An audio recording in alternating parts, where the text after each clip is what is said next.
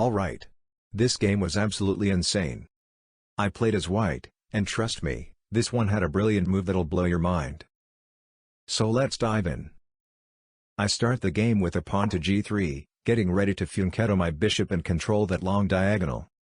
He replies with c6, solid and safe. I push my pawn to d4, grabbing the center, and bring my bishop to g2, everything's going according to plan. He develops his knight to f6, and then his bishop to g4, trying to pin a knight that doesn't even exist yet. So I push the pawn to h3, telling that bishop to back off. He retreats to h5, but I go further, g4.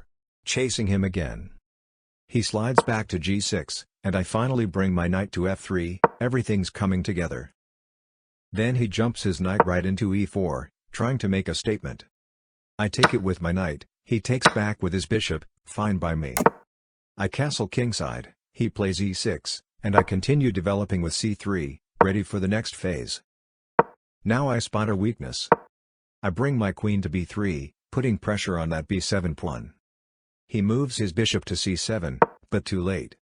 I grab the pawn on b7, and suddenly his position is cracking. He brings his queen to d6, trying to counterattack, but I go all in, knight to e5. Great move. He captures my bishop, I recapture with the king, and now the board is open for chaos. He pushes pawn to f6, try to kick off my knight. But I push my pawn to f4, brilliant move, preparing a storm and preventing checkmate. He castles, thinking he's safe.